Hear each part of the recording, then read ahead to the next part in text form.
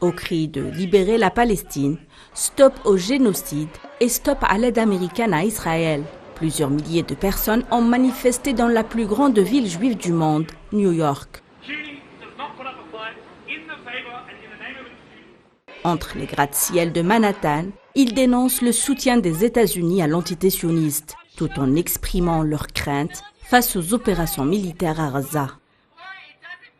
Ce rassemblement intervient alors que le président américain Joe Biden a rendu visite de solidarité à l'occupant sioniste. À l'opposé, des cris de la rue américaine qui scandent haut et fort « Stop au massacre de la population palestinienne ».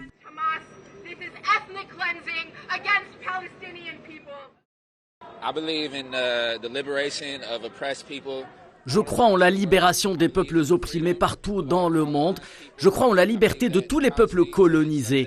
Je crois que les Palestiniens ont été soumis pendant 75 ans à un système de prison brutal et à ciel ouvert, celui de l'apartheid. Et je m'oppose à l'injustice partout, surtout en tant qu'homme noir en Amérique. Je comprends à quel point la lutte des Noirs est liée à la liberté du peuple palestinien. C'est pourquoi je suis entièrement favorable à la libération de la Palestine. Génocide, c'est un génocide et ils ne font que faire exploser des civils.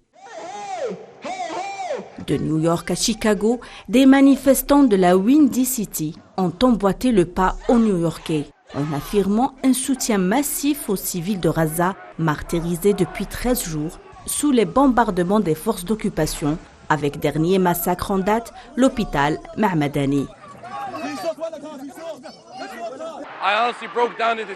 J'ai honnêtement fondu en larmes pensant à mes proches à la maison et à mes grands-parents lorsqu'ils ont été expulsés de leur maison et ont dû déménager. Alors, vous savez, c'est très émouvant et je me souviens avoir regardé ma mère, regarder les informations et tout ce que nous avons vu, c'était les bombardements et tout ce qui fait que des gens meurent. C'est très triste.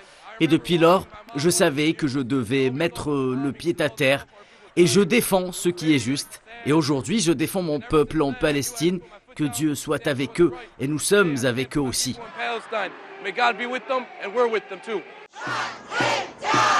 L'ébullition de la rue américaine traduit l'échec de la Maison-Blanche dans sa gestion du conflit, en dépit de son geste humanitaire concernant les aides acheminées pour la population de Gaza via le passage de Rafah.